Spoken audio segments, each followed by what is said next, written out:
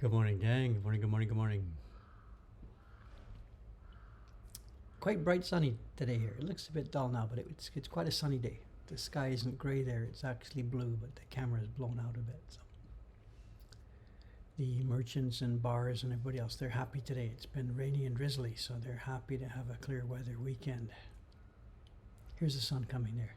There's a little bit of haze up there. So mind your elders. Are there any such things? I don't know. Good morning, gang. Actually, in the few minutes before the stream, opened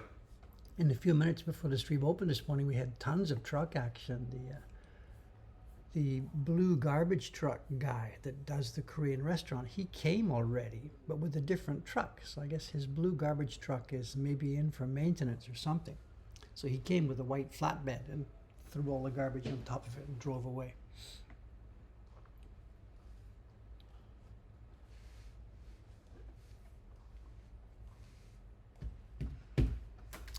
Good morning, good morning, good morning. Okay, we're back exactly where we promised we would be, or where we threatened we would be. We're on the last color block still. Did I say it might be finished on Saturday? I don't know. I don't remember. So many jobs. Okay, let me get the camera set up here just a sec. If I'm going to be shooting here, that means the camera has to come in here. We've clearly got the exposure to change. Just a second. One thing at a time here.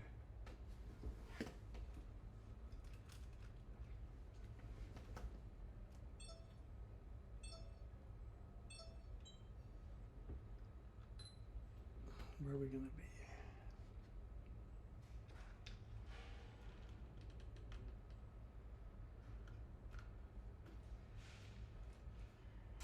Okay, we'll start there. It's clearing. I know part of it's going to be crunch, crunch. I've been clearing away actually this morning while I've been waiting. What we've got left on this one is we've got, you can see there's some white spaces that still have to be cleared. That one's done. I did that last night. Another one here. So we've got 3 spaces that have to be cleared out. That shouldn't take too long. Then when that's done, we'll flip over to the back and we'll pick up again with the knife cutting. So we can see all 3 of the different jobs here today. The final, this is stage 3, then we can see some cutting stage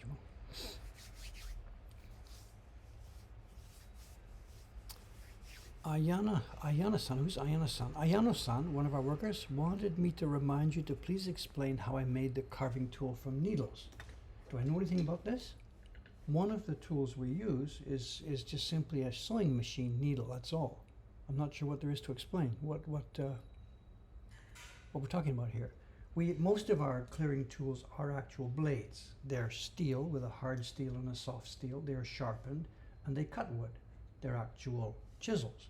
But one of them we've got here is not a chisel. It doesn't actually cut wood. It just pokes stuff. We'll see it. We're going to use it this morning quite a lot.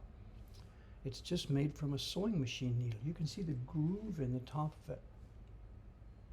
And there's nothing really special to explain. It's a piece of wood with a hole drilled in the end. The needle popped into the hole to keep it stiff. Make a rough shape on the sharpening stone. And it's good to act as a pry bar when you want to poke stuff. When you need to get into little places, you poke with it. You don't have to worry about it breaking. You can't poke and smash with a chisel because you'll break the tip. But this one just can poke around and bang around, and it's not going to break because it's really, really strong. I guess it's stainless steel, is it? I don't know.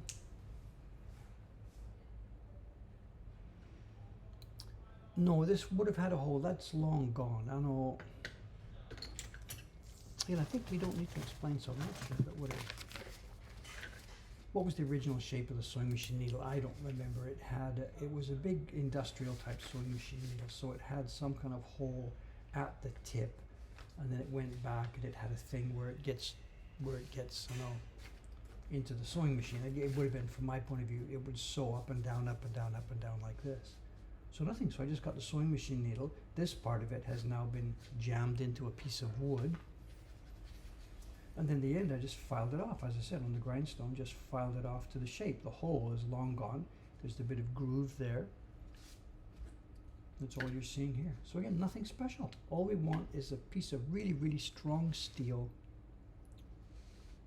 that we can use without worrying about breaking the tip. We all know about breaking the tips of our knives here. And I think the original story, it may have been even in that video, Ito-san, the old carver Ito-san, told me about this. And I could like parody the conversation as a Three Stooges kind of conversation. We're talking about something. He had passed me his, and I was looking at it, trying to figure out what it was. And he said something like, "Hadi, blah, blah, it's a needle." And then I was waiting for him to say more, and he took my waiting to say more as being incomprehension. And he said the word tento, tento. I remember this. It's probably in that video with Peter Barracan. Tento, tento. And I'm like, what's my reaction? He's yelling the word tento, tento. What are we talking about? And he was just trying to tell me that it was a strong sewing machine needle of the type that was used to work on canvas, tents. I guess maybe near him there's a place that does this, tents and awnings and stuff. But just like 10 times he repeated this word, tento, tento. Before I didn't understand what he was talking about. So long story short, no special story. It's a strong piece of spring steel, stainless steel, jammed into a piece of wood. Sharpen it to the shape you want and just use it as a pry bar.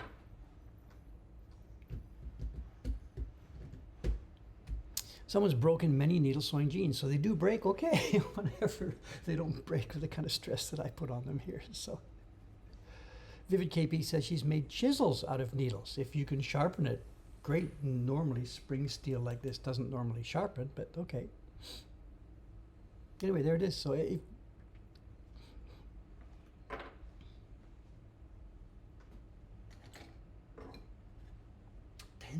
Tento. I can still remember the guy. You know? He was funny. People have this impression. Actually, I get emails now and then about this. My master, the master who I learned from. You know, they're speaking of Ito-san, the guy who's in that video, that remembering a carver video.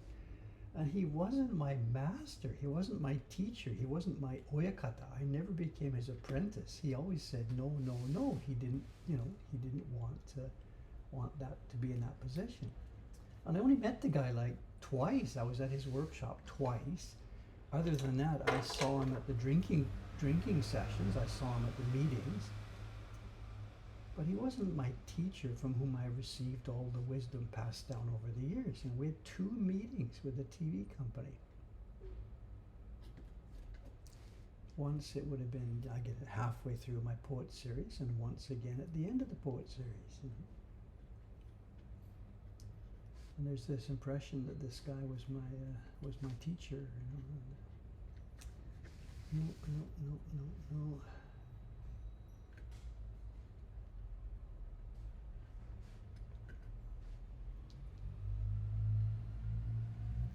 You could count the number of meetings I had with craftsmen on like 2 hands all through those years making the poets prints. You know?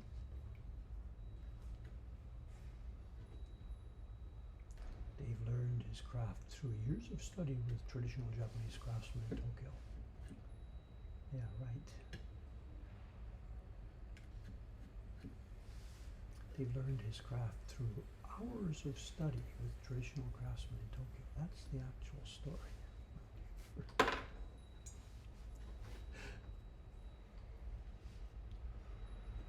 It was partly me and partly them, you know. At the very beginning, I had the idea that I would come here and would indeed learn from older craftsmen. It didn't work that way for a number of reasons that stacked up, you know. The first one being that we couldn't afford to live in Tokyo. When I came here, it was the bubble years, and we just could not afford even a rudimentary apartment in Tokyo, near where these people were working. But then the second one, when I did get to meet some of them, this is 1989, I finally started getting good meetings with craftsmen in 1989. After I'd been here 3 years, it became obvious that there was going to be no master-apprentice relationship. Just those years were completely gone, completely behind us. None of the people could do this because they couldn't offer work to any potential apprentice. The original system was you worked with the guy and he gave you work, you know, whatever. You learned from him while doing work, and none of them had any work. So the whole concept was just irrelevant, you know. People, they see the carving video, and I had mentioned in it that Ito-san did not accept me as an apprentice and didn't want me as an apprentice. And people have taken this quite negatively. The old guys, they didn't want to share their secrets, and how can they be so selfish and stuff like this? And that's nothing to do with it. There just simply wasn't any work. So when I was asking to spend time with them, they were under the assumption that I'd be looking for work as well, and they couldn't do this.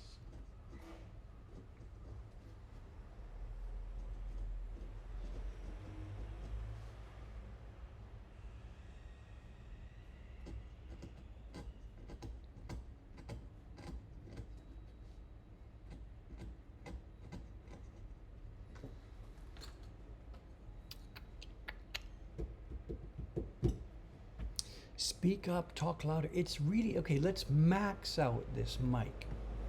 It is now maxed. It's at what's called 0 dB. The mic is maxed, but the mic is there. Paper is out, yes, paper is out, paper is out. The only person coming today is Ishikawa-san. Ishikawa-san's coming today.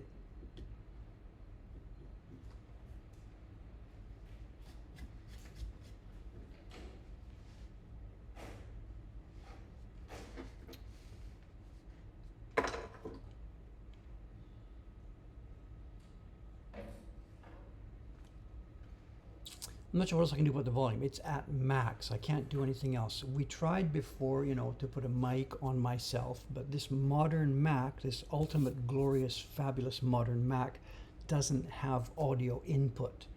We have 3 USB-C inputs, one of which is Ethernet, one of which is outside camera, one of which is inside camera. And the camera, the video adapters that I use, both came with an extreme warning. Do not use with a hub. You must connect this thing directly with their supplied cable directly to the computer. So for me to get a microphone going through a USB input means I need a hub because I've got 3 USB ports used up for this stream. So it's not that I'm ignoring it, it's that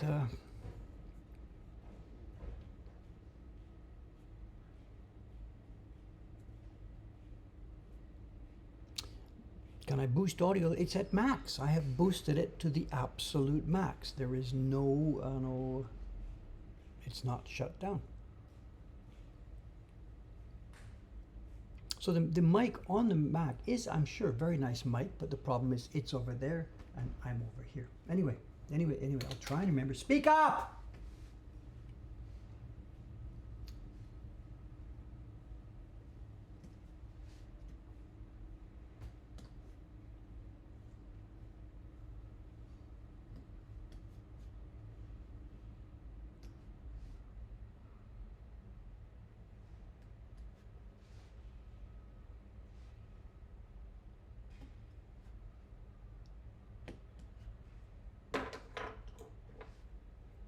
Okay, here's our needle at work. Just stick it in there and pry this stuff out. Pick, pick, pick.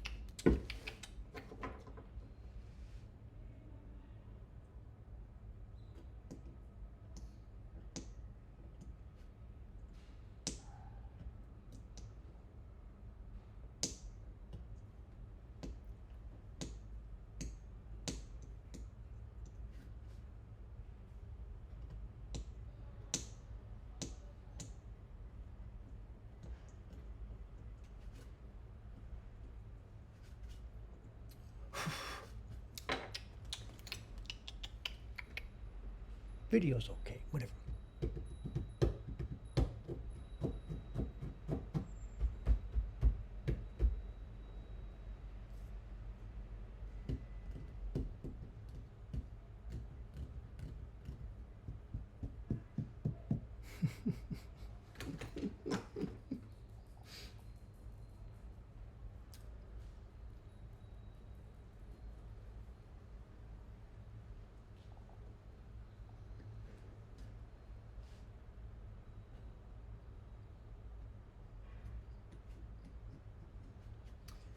What do we have? News and stuff, updates locally. I'm not sure if there is anything really here. Nothing much going on. The various construction projects around us here are all moving along as far as I can see. The people across the street who are renovating their very, very, very old bar seem to have finished the deconstruction part of their project. The place now seems like an empty shell. When I walked by yesterday coming back from the 7-Eleven, had the door open there, and it just now seems like a shell. Just they're pretty much now down to the concrete, or down to the frame of the building. So I guess that means any day now they're going to start reconstruction. Whether they're going to do it themselves or whether there's a company coming in to do it for them, I don't know. Meanwhile, the place at the corner is coming along. They still have the for lease sign up on that one, which kind of surprises me. I guess they're asking an awful lot of money for it. And,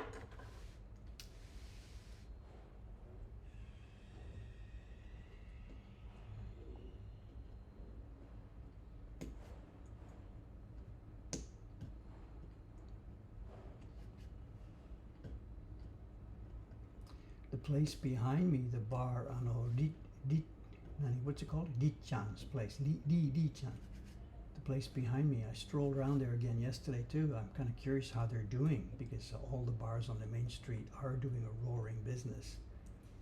But this place behind us, because they're tucked on a back street, they really do not seem to be doing well. It's very, very, very quiet. Very quiet. And there's a girl outside who stands there, and she looks hopefully up towards the main corner here where there's a bajillion people going by. But they're just too far down there. What is it? They're about 10 meters down that side street, and it's not looking good for them.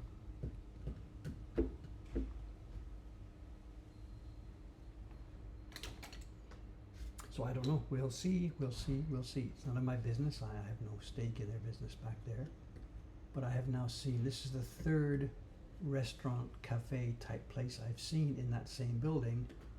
And the first two didn't make it at all. There was just no traffic back there. So whether these guys have better social media power, I don't know, or they're just thinking that there can never be too many bars in Saksa. I don't know their viewpoint on this. But so far, they're not doing anything that would make me think they're going to be successful there.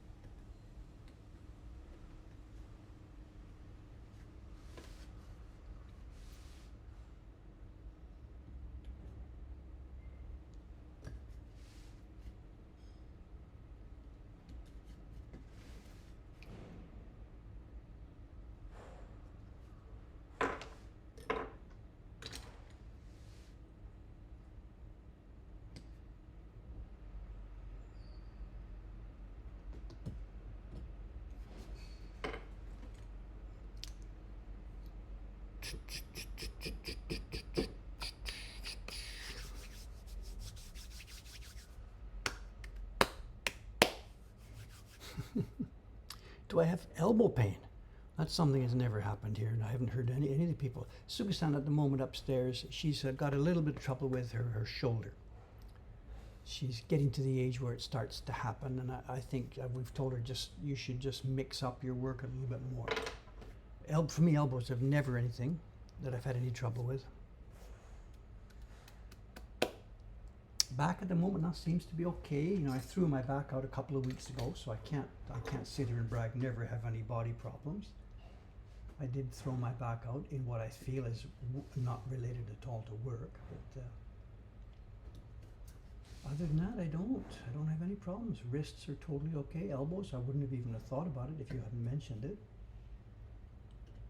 We come back to the same conversation again and again and again. You know, any given job or work or posture, if you do it too long, will bother you. So just switch up, switch out.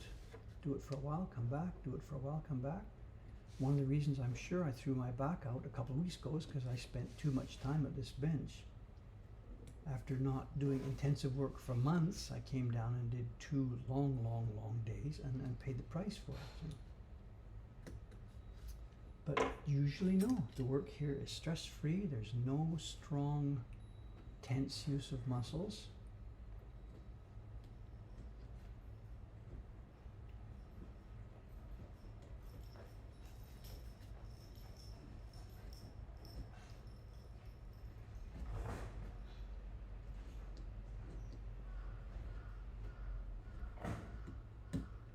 And when I was younger and doing it like crazy, you know, like 12, 14 hours a day and stuff in the years when I was, you know, trying to make a go of this back at the beginning.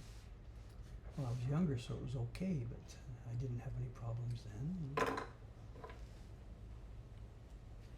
I used to work nuts, you know, morning session, afternoon session, evening session. Ishikawa-san, hello! Kami dashimashita, oh, washi. Ishikawa-san's working on a back number, one of the prints for the gift season. We've looked through our gift catalog, and some of the ones were a little bit low on inventory. So the printers, during the time they are in between other jobs, have been catching up on restocking some of the prints that we're getting low in stock on. The one she's doing right now, I think it's number 82 in the catalog, the one called The Weaver.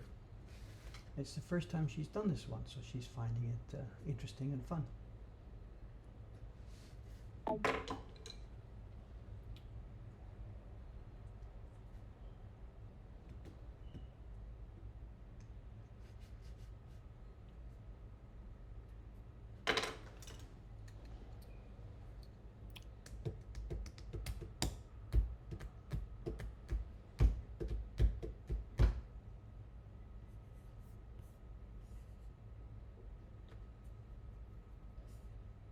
How's the eyesight, Dave? Whatever, I'll be in another, when's the next checkup? January, April, July, October will be the next checkup. Nothing to report. Nothing to report.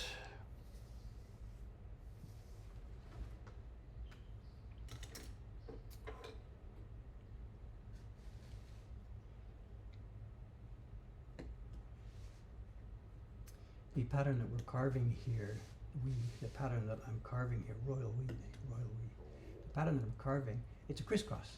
There's going to be vertical color bands, and then on one of the other color blocks, there are matching horizontal color bands. So the mushrooms here are in a basket that has a cloth with your typical tablecloth type crisscross color. So it'll give us 3 colors. Color A, one of the bands is going to be green. The other band is, I think, going to be a beige color. I'm not quite sure exactly yet. We're going to see how it works. And then there will be a crisscross area where the bands cross and give a 3rd color.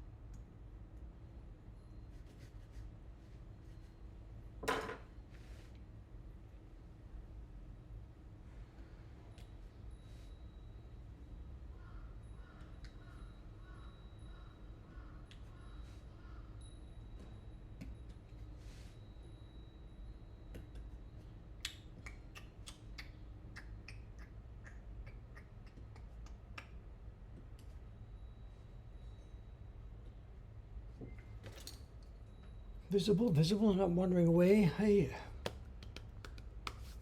Dave, hope you're well. Yeah, I'm fine. Could not be better. Well, that's not true. Could be better, but yeah, I'm fine. What do I think now about being about being a subject of King Charles III? This is funny. I mean, I'm sorry, it's not funny. I mean, it's the lady has gone as we all expected, whatever. But how do I feel about being a subject of King Charles III? The girls yesterday were on this. They had read the news report. For most of us now, this is Queen Elizabeth was the only monarch any of us knew, and stuff like this. And I'm like, no, King Charles III, we were talking about this yesterday. He's the 6th monarch I've, quote, lived under. In Britain, he's the 3rd. That's how far back I go. When I was born, it was King Charles VI. I was born under the reign of King Charles VI. So no, George VI. I was born under in the reign of King George VI. Then when I was a certain age, he died and Elizabeth came on, and now she's gone and King Charles came on. So in England, I've seen 3 monarchs, and here in Japan, I've seen 3. Queen Elizabeth II ruled for 70 years. When he died, I must have been whatever. You'd work it out. You can see he died in the spring of 52. I was born in the autumn of 51. Did you see him even if you don't have memories? No, I was like 6 months old when the king died, so I don't remember this. But just when you look at the dates, I was alive during the reign of King George VI. I lived through the entire Elizabethan era, and now I'm ready for the next one. And here in Japan, the same thing. When I came here to live, the wartime emperor was still the emperor. The Hirohito was still the emperor when I came here. So this business of changing monarchs, this is for me, well, a 6th time. Yeah. I predate Queen Elizabeth. That's how old this dude sitting here is. Well, she's older than me. She was 96, of course, but she ascended the throne during my lifetime. We've all got this impression that she's been there, that there's no living human beings left from before her, and that's not how it works.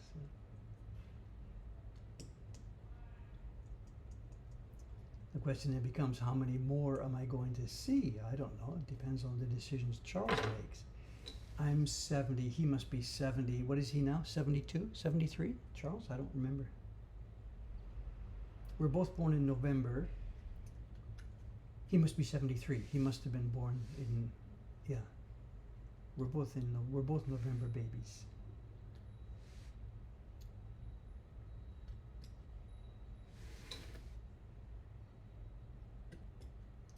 But the news, things are what they are.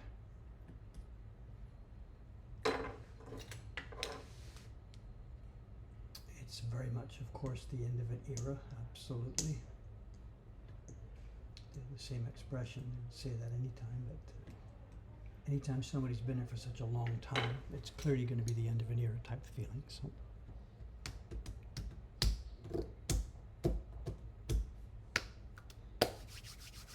What was Henry VIII like? Let me think about that for a while. I have to go back, So, my mother counts the popes. Yeah, that's one I don't keep track of. I'm sorry. I don't know. The other thing is too, you think about British prime ministers. I know I'm like Churchillian. They talk about Churchill. I don't think, again, I'd have to look this up. I don't remember these things. I think I was born, the guy before Churchill was, what was he? Attlee. So I think I was born when Attlee was there, and just after I was born, Churchill came back for the 2nd time round. So I was, me and Churchill,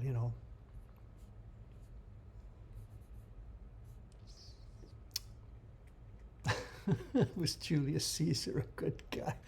So Churchill was prime minister and I was young, his 2nd term, yeah. Whether, I think, I do have to look it up, I don't know. No idea.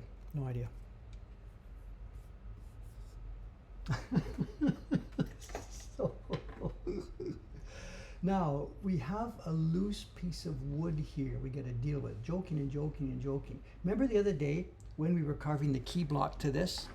Those old timers on the stream. Do you remember a few weeks ago? I can't identify the location of. I think it was somewhere around here. I put an arrow on the block because I thought I had chipped one of these pieces of wood. And when it came time to clear away nearby, I was worried. So I put a little bit of glue underneath in case it was going to move. Now we haven't moved ahead to the printing yet. I'm not sure. I think it was this place here.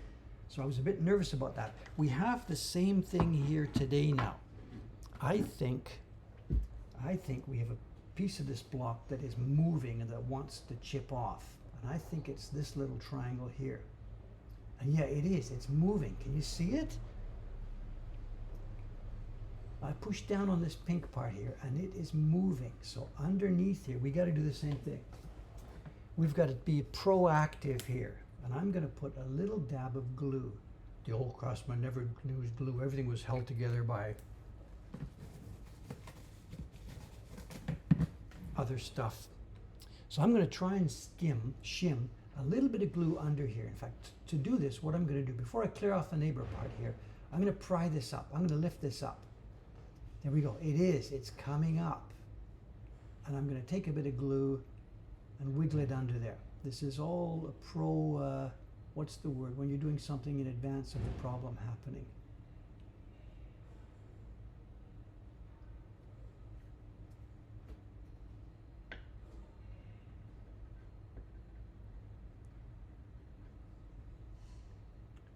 I'm going to squeeze that down onto that glue. Yep. And hold it for a minute or two here. Proactive. Prophylactic. It only is prophylactic. Proactive. Okay, whatever. Yeah.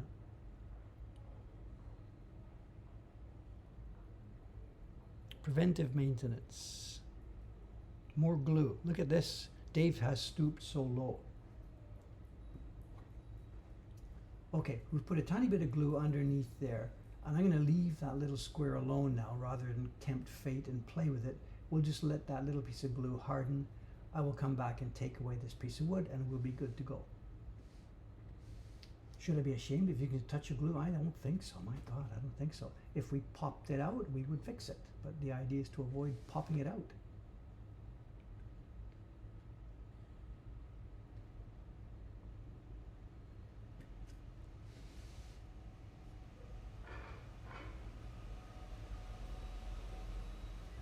This is again is part of experience. If you looked at me X years ago, I mean like X decades ago, I wouldn't have caught that. I would have just been moving ahead, chim, chim, chim, click, click, click, click. I wouldn't have caught that little fraction of movement, and I would have moved ahead and pop, out it would have come.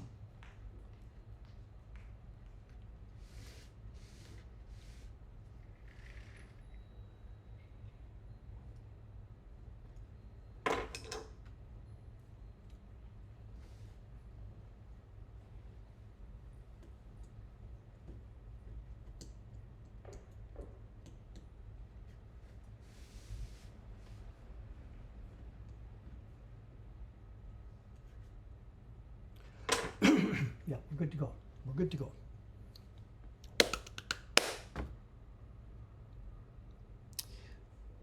The glue will not be super waterproof over time, but what's going to happen is this. The thing is now it's held in place, so it's not going to move. And the first thing that's going to happen to this block is we're going to dump pigment and glue on the top surface of it, especially when we use the black block with the key block. The bokuju we use has glue all mixed in it. And being printed the first few times toughens this off. Toughens it up, it sticks it up and it gets it all tight. I really, I can't say never, but the times I've done something like this, the times that it has later become a problem are, I can't say never, but basically never, you know.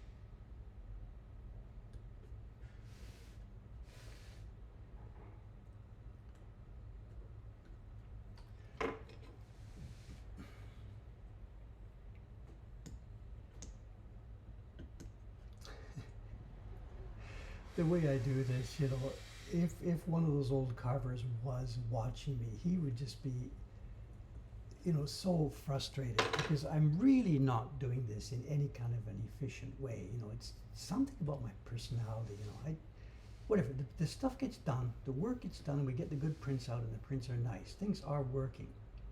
But look at this, Dave, he's gone through these little things, one square, one square, one square, one square at a time to show.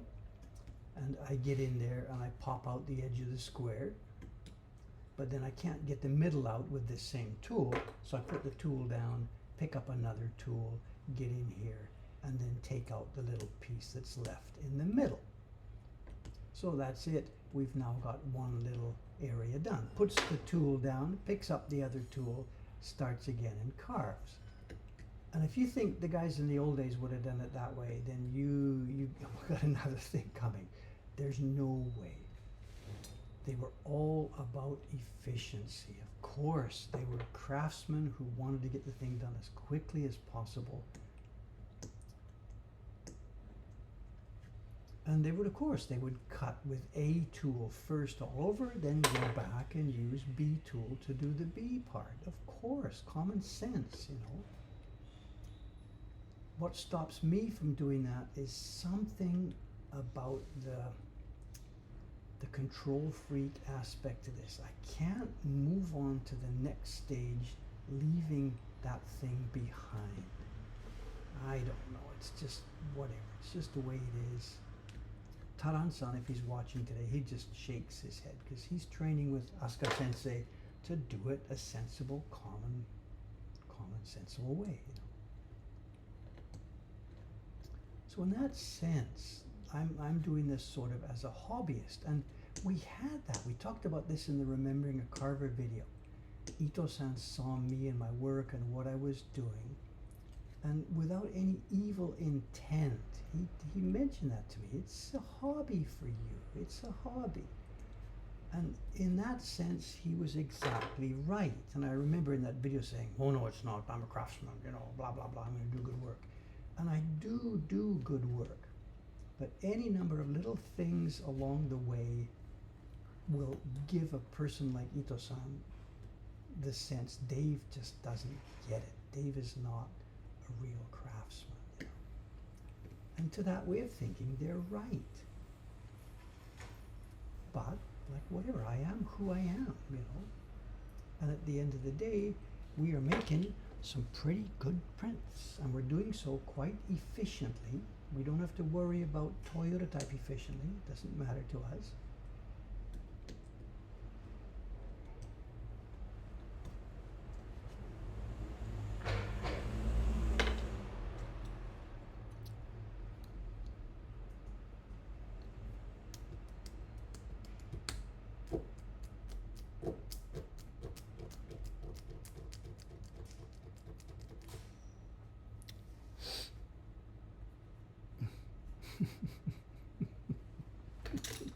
I don't know where you guys are going with your conversation. I don't know. So.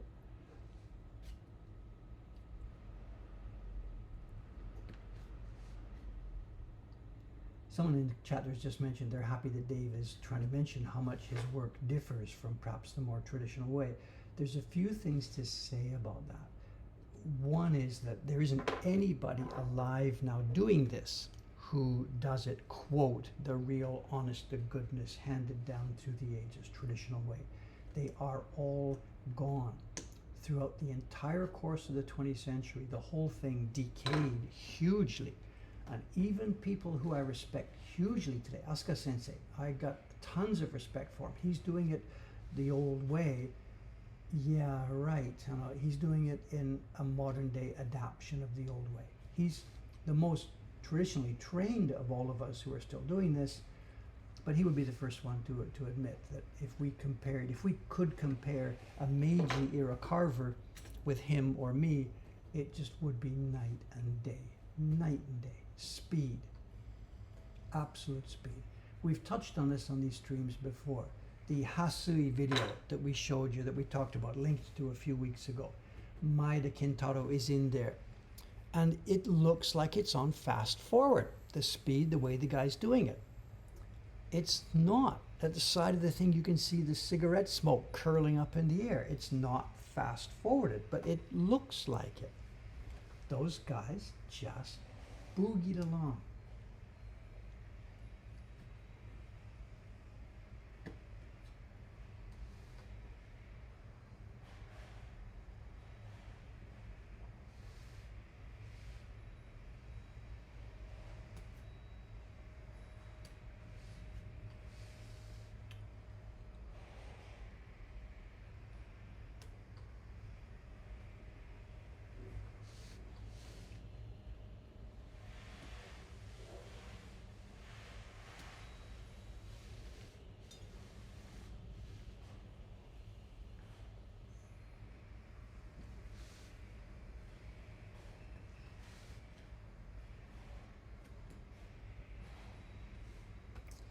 The noise outside is the vacuum cleaner from the hotel across the street. It's our usual time.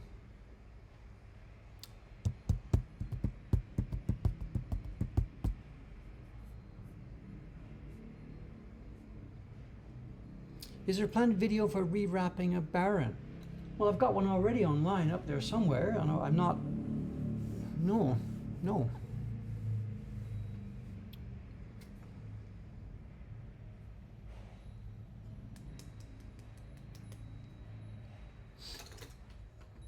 No, the next video planned is Dave's next video, and it will be one of two things. It will either be Beginnings Part 3, or it will be the David's Choice about Surimono prints.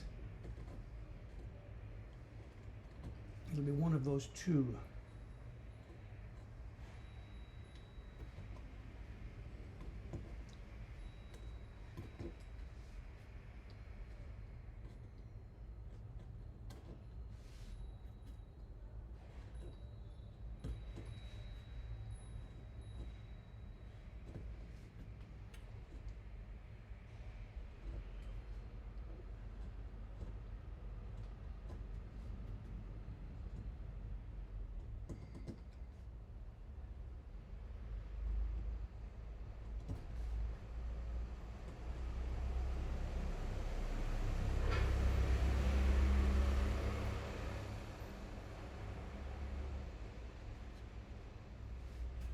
That's done, but that's corners there. Let's leave the corner. That's done. Are we done then with this face? Not 1, 2, 3, here. More. More. On we go, onward and upward.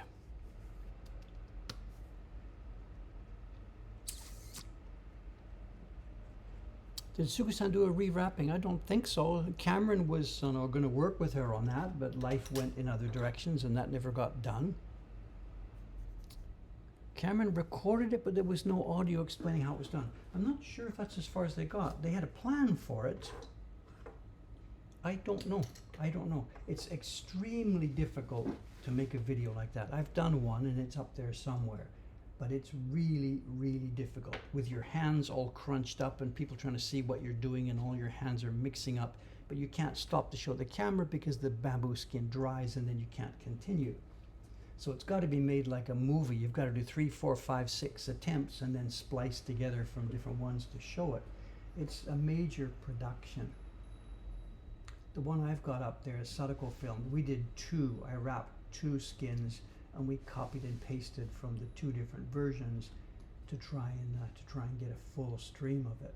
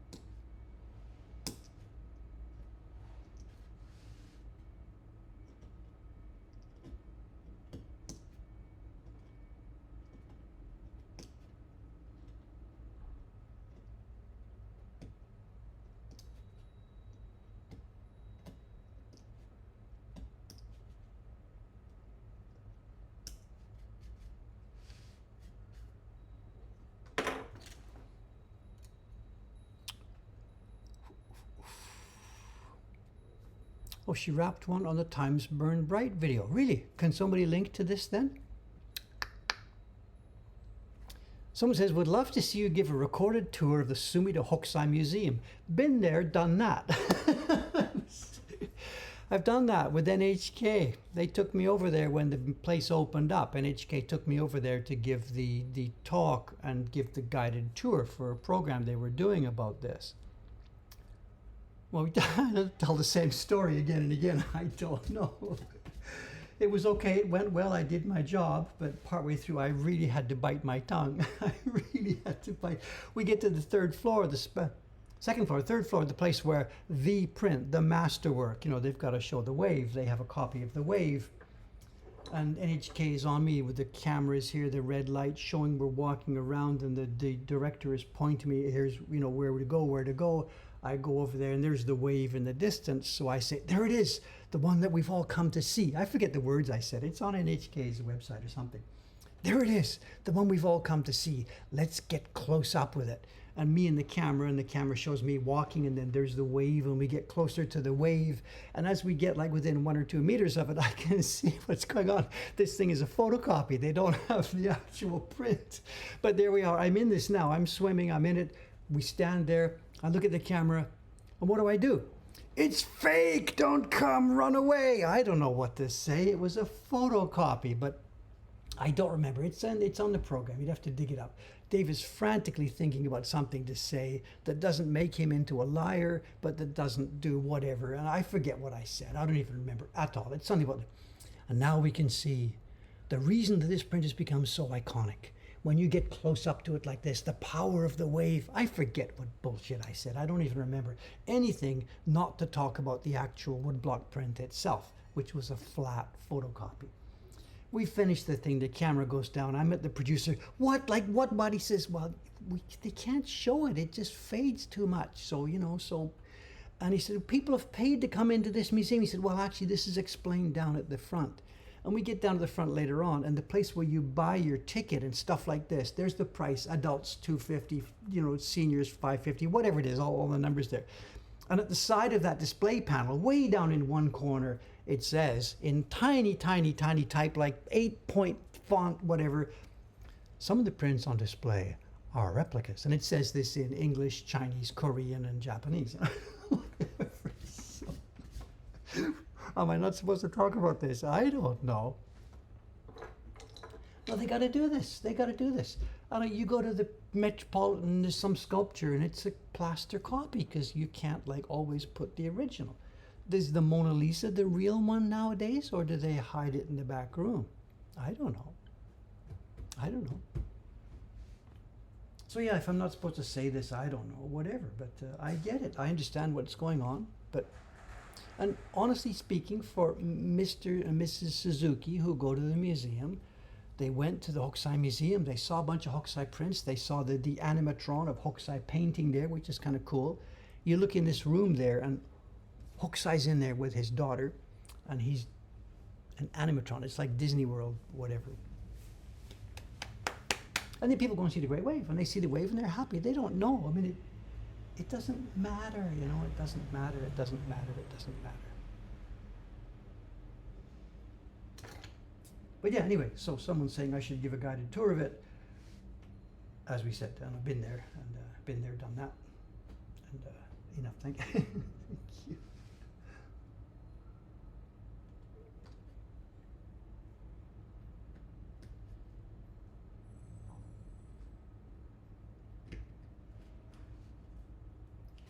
For museums with the old ukiyo-e prints, it really is a paradox for them. Their job is to preserve and protect the stuff, and their job is to show it and educate people about it.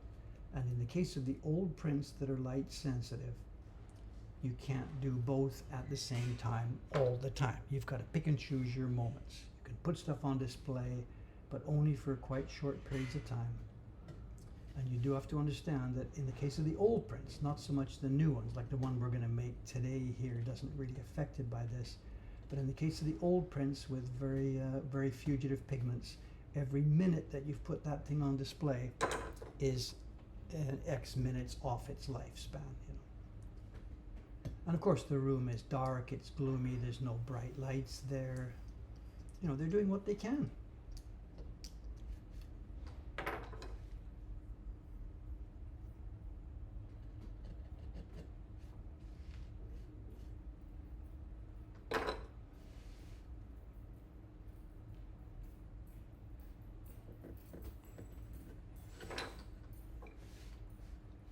I mean, if you had the sign down in the lobby that says, "Attention all potential ticket purchasers. This is a nice museum, but please understand that the Great Wave that's on display upstairs is a color copy." If they did that in big type, you know, I guess X number of people would just turn around and walk out. Like, what's the point, you know? So I get it, you know, the museum, they're not evil people, they're not doing anything wrong. I was a little bit cheesed at the NHK producer in that they didn't like cue me in on this. They just let me, they led me to this trap. And I could have, if I hadn't noticed what was going on, I could have spouted off all kinds of crap. To be here in the same room, in the presence with this piece of paper from 1732. We know Hokusai didn't touch it, but the printer, under his direct supervision, applied every drop of this pigment. And now the iconic result stands here 1 meter in front of me.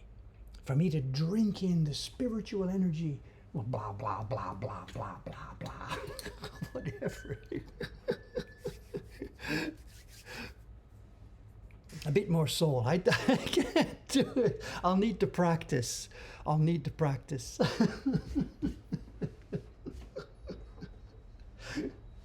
I'll need to practice. I just don't feel this stuff. I don't feel this. I gotta be careful how sarcastic I'm about this. I don't know. There are people who do that and believe it. It's okay. I should just keep quiet, actually.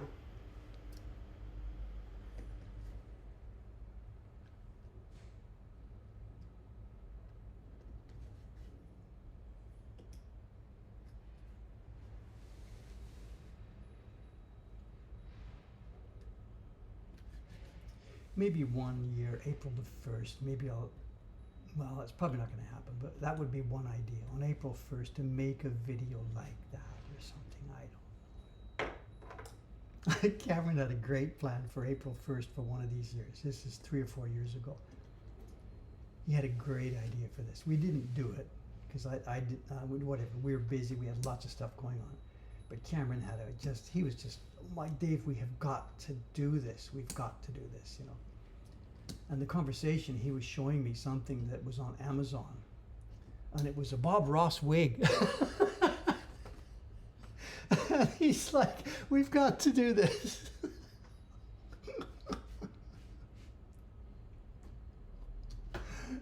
We never did, but whatever.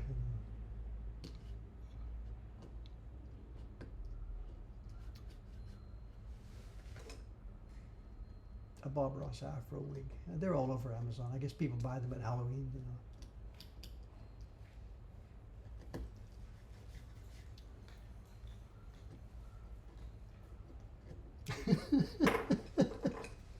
I can't do it. I wouldn't be able to do it without cracking up. Whatever. It's beat the meat out of this, you know, whatever. So. Whatever.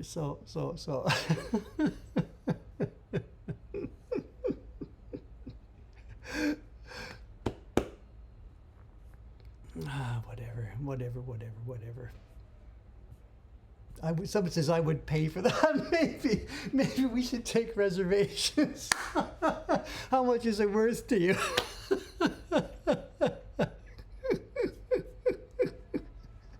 I don't know. Oh my God, you know. But the thing about it, what makes that thing difficult to do is that, you know, Bob did those things. It's blank canvas to finished product in 30 minutes while he talked. I can't do that with a woodblock print, so I don't know, you know. Actually, I guess we could do it, you know, if I got a specific print, not the carving job. If it was all about the printing, and we got brushes and colors, so that would be the thing. Forget the carving, just get a specific block ready. Get some paper ready, get some pigments ready, And think about how we do it with a camera over my shoulder or something. Or we could actually mock it up, you know. And we got brushes, and we can beat the brushes, and we can do stuff. It would be so much fun. I wouldn't be able to keep a straight face, so absolutely. I'd never keep a straight face through it, so.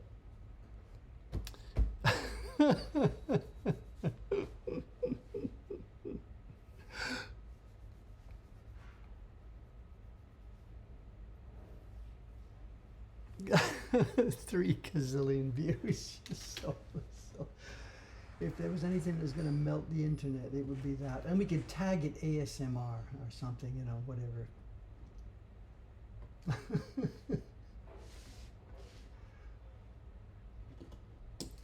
Like I got nothing else to do. How long do we have till April 1st?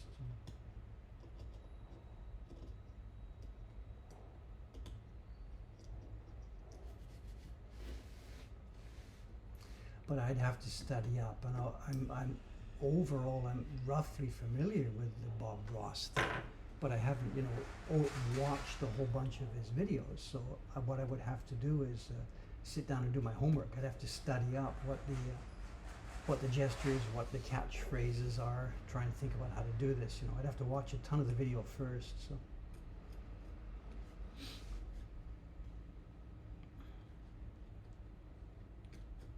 And could we do it live? I don't know, in 30 minutes.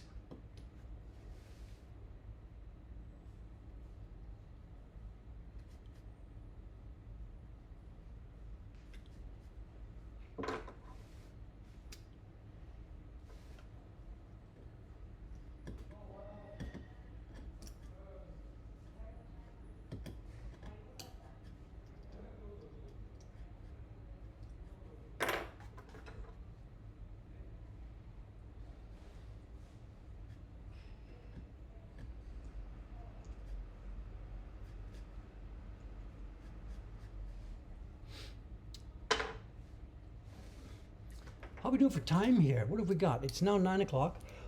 There's no Ayano-san today because it's, of course, Saturday. There's only going to be me. Well, Ishikawa-san's working upstairs. She beavers away. Doesn't care what day of the week it is.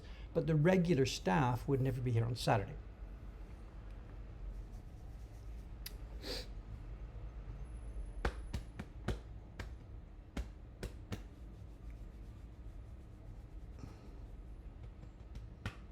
So what's going to be happening here? Well, show and tell. What I've done for show and tell here today, there's going to be no, you can keep your socks on today.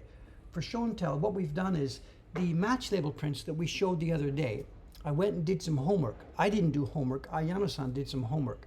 She studied up on those with me, so we can report back with the same prints we showed in the last show and tell. And it looks like they had a lot of fun with wordplay and puns and fooling around. And there's some stuff that I didn't catch while we were showing them. So we will look again at those. Now that won't take the full 15 minutes, probably.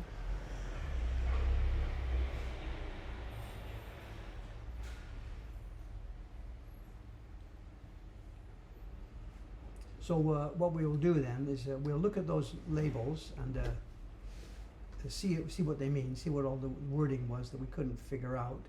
And then if and when there is time left over, the folder is still beside me. Those boat menus are still here. So today will be a bit of a mixed show and tell.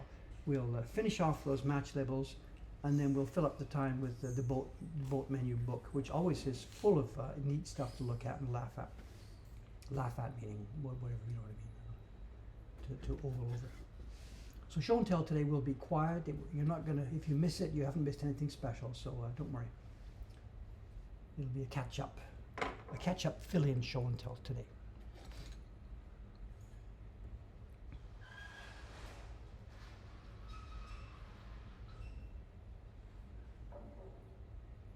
Have I any shoda? I'm not sure who you mean by shoda. Shoda. Shoda. Are we talking about a 20th century artist? If so, then no, I don't have anything like that at all. I'm not sure of your reference, I'm sorry. Give me a bit more information here. Shoda.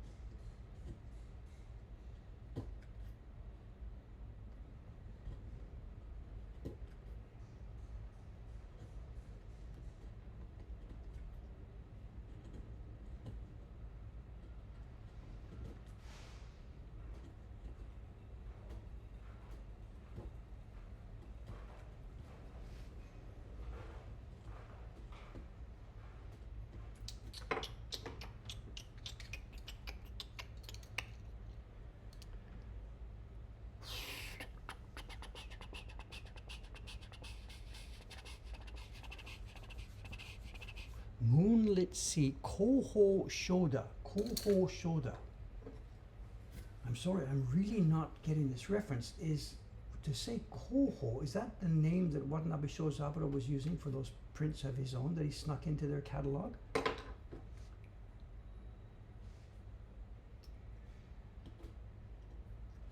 If that's the reference, then absolutely no, I wouldn't have such a thing. I would never, ever, ever, ever, ever be able to afford such a thing.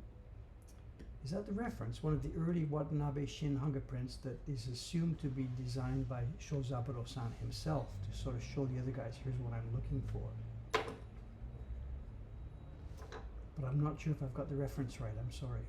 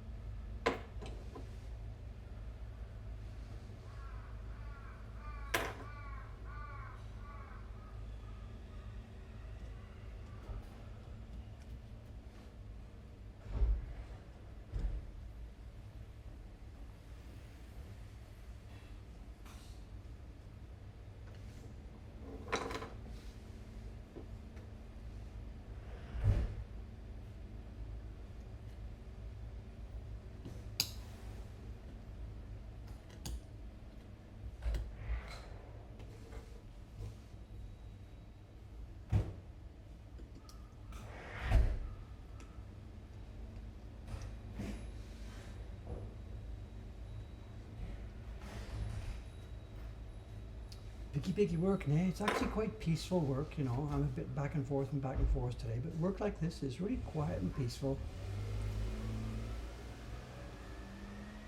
This is the last stage on any piece of wood before it goes up to the printers. This final clearing. And normally in my old personal private life, you know, when I was doing this sort of stuff, at this point now, I can listen to music easily. When you're doing your key line carving, when you're doing delicate carving, it's difficult to do it when there's music with a good strong beat or something. And when you're working with the persuader also, you can't use music that has strong rhythm because your persuader starts to like work with the music instead of where you need to be working on the block. But when it gets to this stage like this, there's no rhythm at all in the work. And listening to music, whether it be loud or whatever, or with a rhythm or without a rhythm, doesn't make any difference. So the old David back in his own private workshop, when he's got to this stage, he's just happy there. The windows are open, he's cranked it up and listening to whatever kind of music is going on.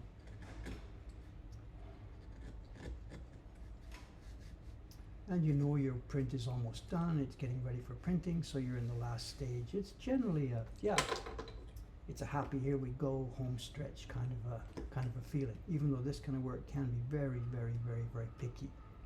If there's been a lot of patterns in the print, it's like this. There's just endless little stuff to take away. And you can't do it with larger chisels, of course, because it's all like little tiny detail. So this can be time consuming, but it's also good fun.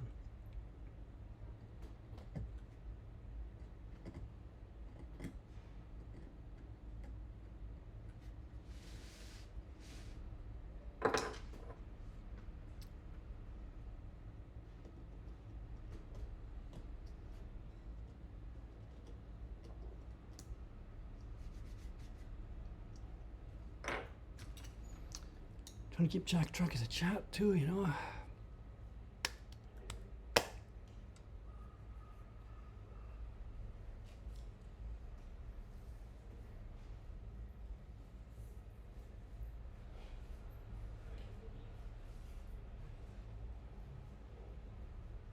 What are you talking about? John Nagy. I did that stuff. I did a bunch of those. I got some of those for Christmas. There was one with the snow scene and some trees, and the tree shadows went across the ruts in the snowy road. I remember doing that one with charcoal pencil. I I did those, or some of them. Learn to draw with, what's the guy's name? John Nagy. Learn to draw with John Nagy. I remember that.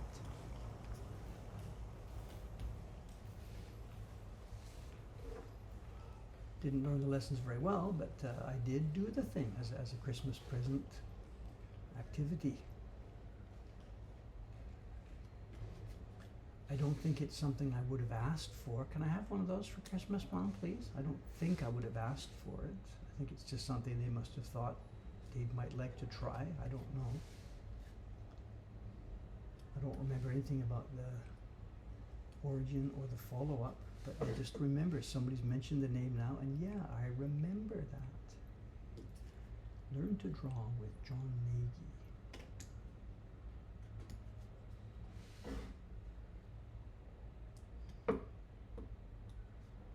There was also something marine, something with a boat. Something, the snow scene with the trees, I remember that, and there was something to do with a boat.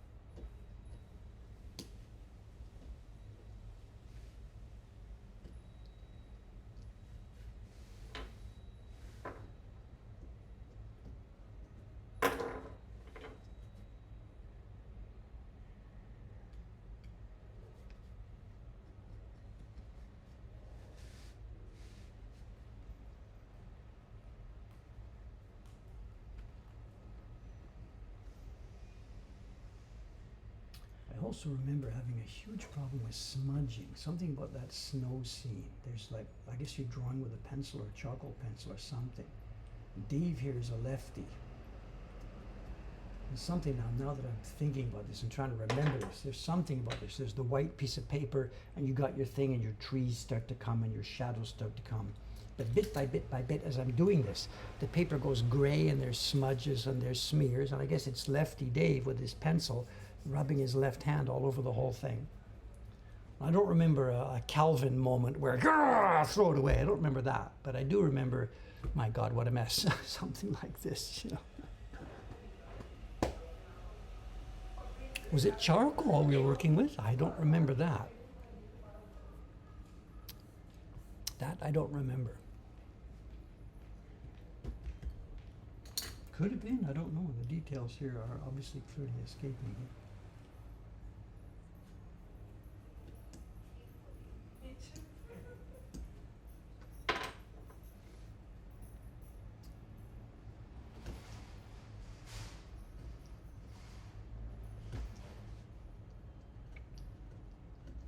There also must have been at some point in one of those Christmases long past, there must have been a paint by numbers set somewhere in there. I don't have any specific vivid memories of it, but I do remember that there's this thing and there's this board with the lines and the numbers, and you got your paint cups with all the numbers. So at some point, myself or my brother or sister, maybe, I don't remember, must have had a paint by numbers. It would have been a Christmas present. In our family, stuff like that would only ever appear as Christmas presents, of course. You know, so.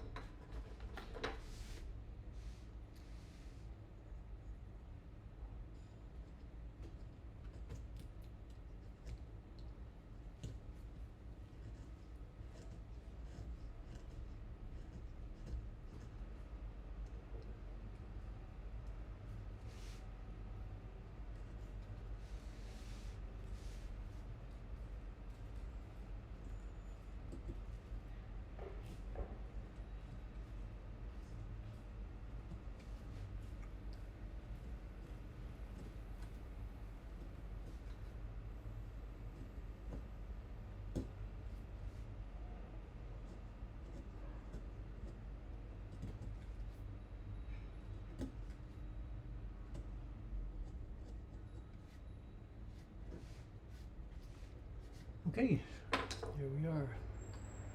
Another one. So we're still not finished.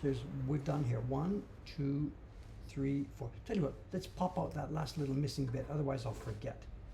If I don't pop this out now, it won't get popped out.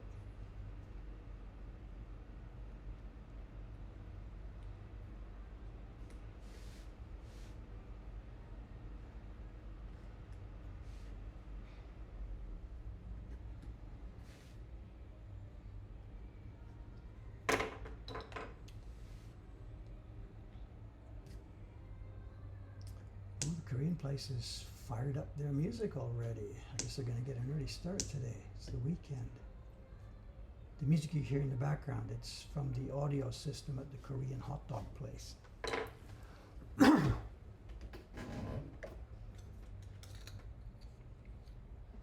The kimono shop, it's both. You're asking, did they move or is it gone? Both are true. They disappeared first. They cut and run for the first couple of years. They are now back. The same company is back. And actually, if we had a straight line of view through the whale restaurant, we could see them. The kimono company that used to be here next door is now in the Richmond Hotel, the Marugoto Nippon building, up on the 4th floor. There's a new restaurant a group of restaurants up on the 4th floor.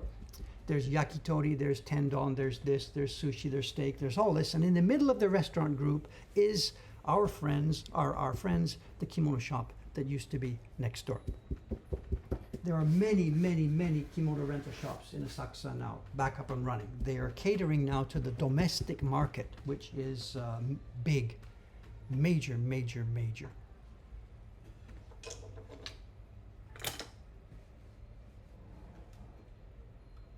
Okay. I will need scissors. I don't know if I have scissors. I don't know. I've got a knife. Can I get away with a knife or should I use scissors? I don't have scissors.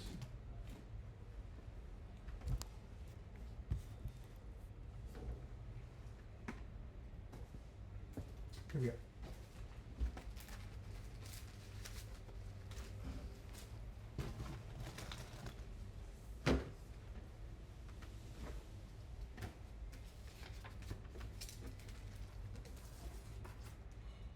Okay, if you have a delicate constitution, close your eyes. Okay, these prints that we got the other day, they will be headed up to the bath soon. It turns out that these prints are really quite nice. There's lots of things of interest in them.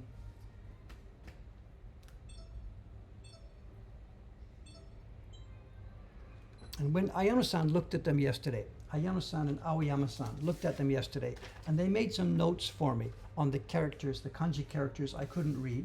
And they came to the conclusion that, yes, indeed, these are in the wrong order. Also, the conclusion, I think they're in the wrong order, but I come up with a different order than what they come up with. So in preparation for getting these things in the bath and soaked off, we are now going to take them off their backing sheet here.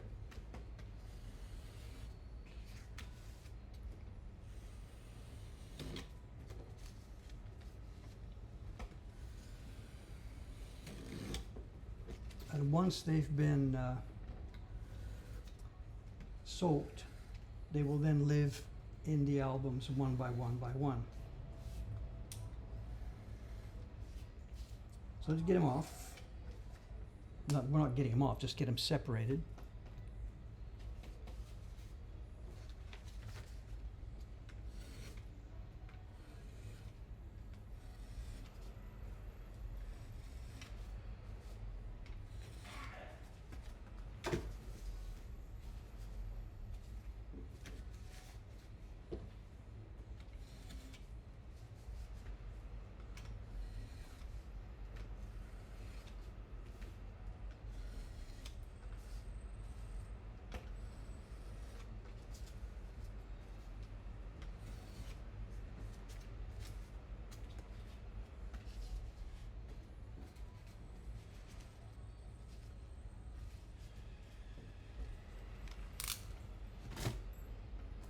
So we're not going to sit here and do this right now, but what's going to happen, they have to come off this backing paper first. Now this one, they're only tacked at the corners.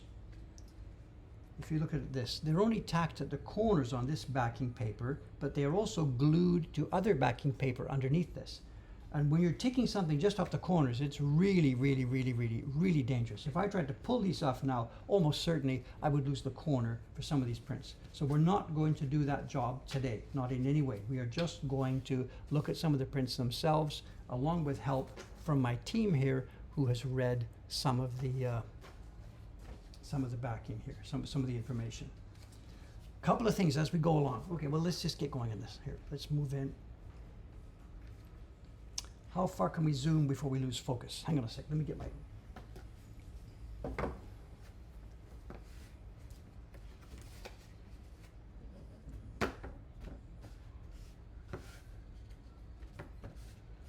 Let's find a good focus so we can do this properly.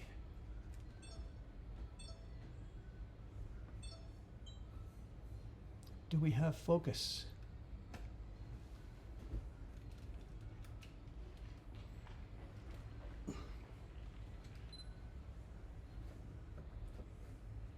Okay, we are good to go.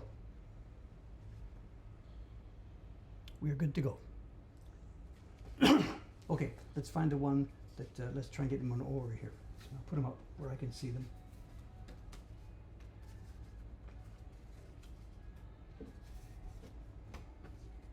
Okay, there was no doubt about the consensus on the first one here. This one is clearly, it's the one for the first month. And the full reading of the characters here is clean. It's Hatsu, which, how should I do this? It's Hatsu first Sora Sky Tsuki. Hatsu Sora Tsuki, the first sky month. And always when we're seeing a seasonal group of stuff in Japan, kite flying is indelibly associated with the new year. So there's no question about what we're seeing here. This is the one for the first month. What the two little clowny characters are doing, I really don't know. It looks like a guy with a quiver of arrows. I really don't know.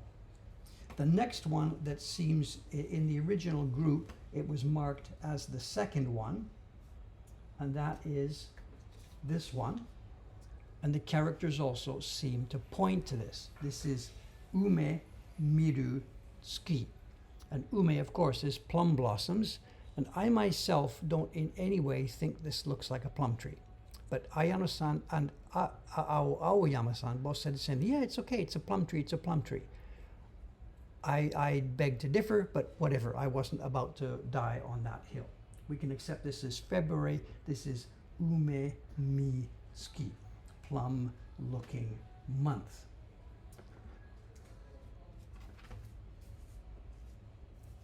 The next one also seems to be, without too much doubt, the one for March. It's the Dole Festival, which is March the 3rd, and the characters we have here are Sakura Tsuki, the month of cherry blossoms. Now here again, if I was just picking a random month for it, I would pick April to be the month of cherry blossoms, but you can't have the two things side by side, but there they are. So this is Sakura Tsuki, seems to be the 3rd month here. Now the names they've made up here seem to be parodies on traditional names. There are a series of old-fashioned names for the months that are in common use, but this is not them.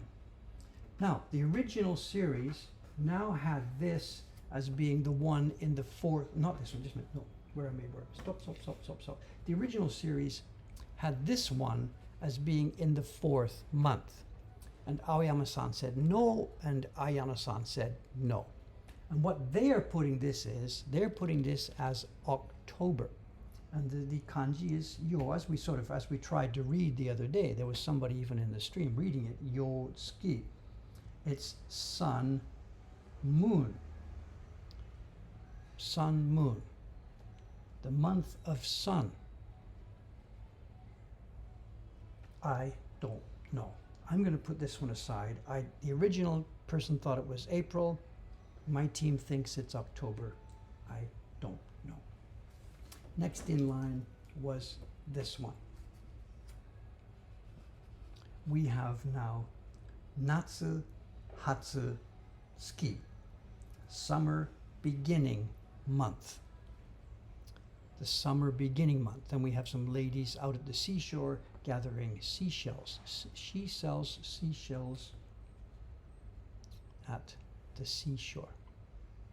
And it's a little bit of a parody on an old Hiroshige print, because the same design exactly comes up in a famous Hiroshige design of ladies at the seashore. Except in Hiroshige's design, they are showing less leg. This one here. So anyway, my team here is thinking this is January, February, March, April. They think it's April or May.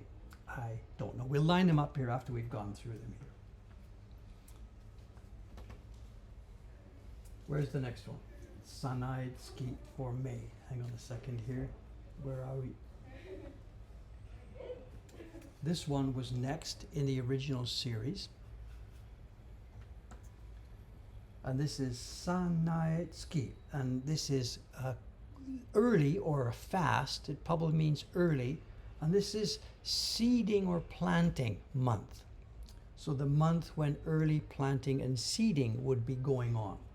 And Ayano-san, she's tabbing that as that would be maybe for May, the 5th month. Could be, could be, could be. Next was, where are we here? Excuse me. Next up was this one. And again, a character that I was completely unable to read. This is the something summer month. And it was Toko. Toko Natsuki. Toko Natsuzuki. Toko Natsuzuki. Remind me. Oh, I've forgotten. Italy.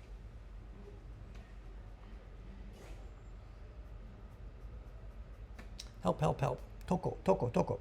Always summer month. Kaiju 1 is gone here. Constantly summer. So this sort of could fit in. You tell me anywhere. July or August or whatever. Away you go. The next one is really, really, really a puzzle. And it means waking up after sleeping. Nezametsuki. The month of waking after sleeping, the month of getting up, arousal, whatever. And we have a pre-war little red sports car. Now at this point I'm starting to think that there is a lot of hidden meaning in here that had made a lot of sense to the guys who made these things in this particular group, and that outsiders like us coming later who don't know the in-jokes that these guys were making are faced with just trying to figure out what on earth was going on here. The next one is funny.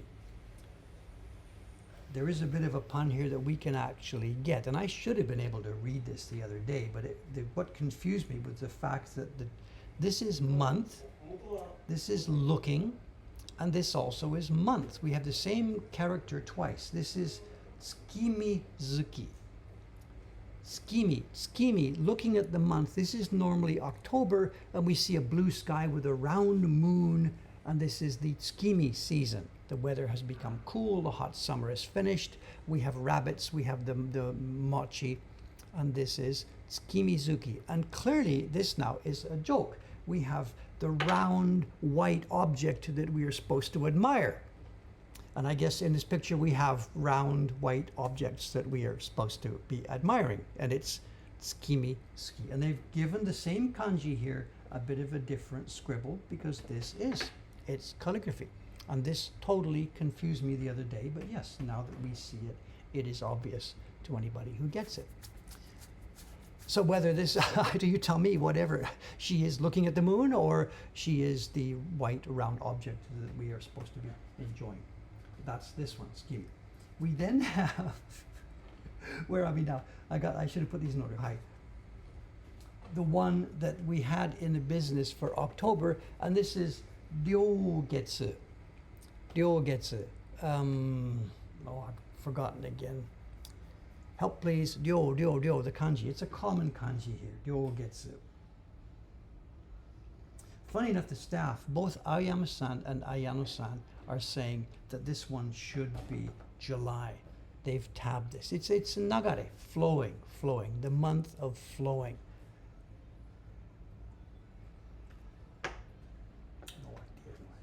There's two left here, and they are both sort of easy and obvious. And this is Yuki machi tsuki, the month in which we are waiting for the snow. So the only thing you can say for this one is this would make sense for November. And then the last one, finally, and again the kanji here is an older kanji that's not in use. I would never have been able to read this. They have both read this as do getsu. Do getsu. And do, in the dictionary, it tells me this is candle. Do, candle or wax. Do getsu.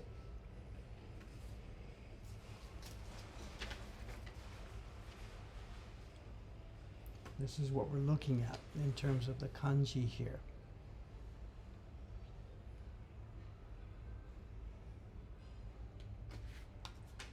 And obviously December, there's nothing else we could look at for December, but that's that. So which one goes in which order, I am still extremely confused. But there was one more print involved with the set. Our first one. Nenchu Gyoji Juni Kagetsu, 6 months of activities over the year. And we have head hot, feet cold. 6月の Fuji no Yama. Head hot, feet cold, Mount Fuji in June. And I kind of get that. If you think of Mount Fuji in June, this is before climbing season opens. There's still snow up there, but down here in June, it's hot in the rainy season and getting hot. So Mount Fuji itself in June has a cold head and hot feet. Is that what they're trying to say here? I don't know.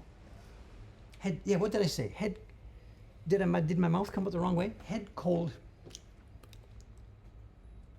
Head cold, feet hot. Is that did my mouth come up the other way around? Thank you, sir. What do I know about this stuff?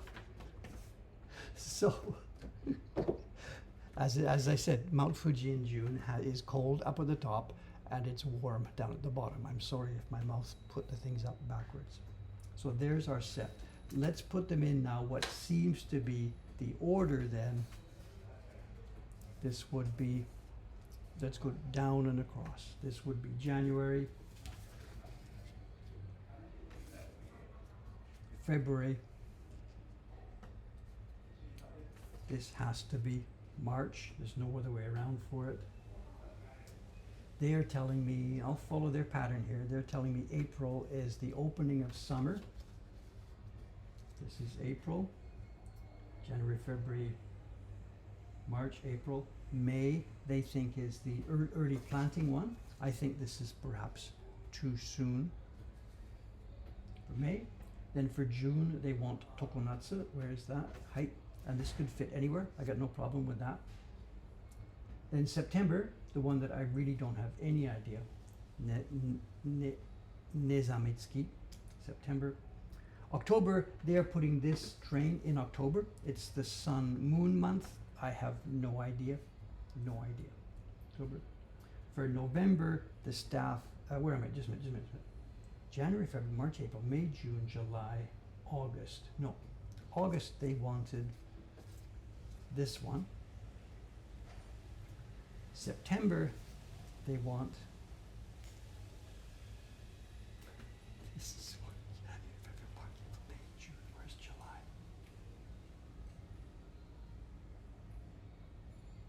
For July, they want here August, September, they want October, and they want November and December. And I am not in agreement with this, but this is the Japanese staff, my staff, looking at the characters and looking at the pictures and deciding what months they think it lines up with. And Dave here doesn't agree, but whatever. January, February, March, April, May, June, July, no way. August, I'll buy that. September, okay. October, November, December. I have a real problem with putting the October maple leaves into July. So be it. Anyway, okay. Anyway, we're done with this now. Thanks so much. I've probably spent too much time on this. I'm sorry. We looked at the prints the other day and they were interesting, and now I've perhaps spent too much time with them. We're going to get them shot, we're going to get them photographed and put up on the website, so you'll all be able to see them much more clearly and make your own decisions about what they are.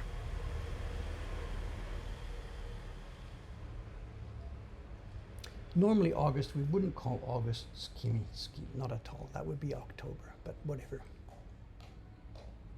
Anyway, there we are. Okay. All right, guys. Thank you very much. I'm gonna get back to work now. I have a ton of things. So let me say, when was this published? This is just pre-war. This is almost exactly 100 years ago. The best date I could put on this would be middle 1920s. It could be as late as 1930, probably middle 1920s. So this is now in it's about as old as the Queen was, whatever. It's in its middle 90s. They're still in very good condition. They've been abused twice. They've been stuck down in 2 different albums. We will be able to get them off and save them from that fate. Hey, thanks very much, guys. Thank you. I'll put the outside up. And I'll get back to my carving. Still quiet, but it's going to be a busy, busy, busy day.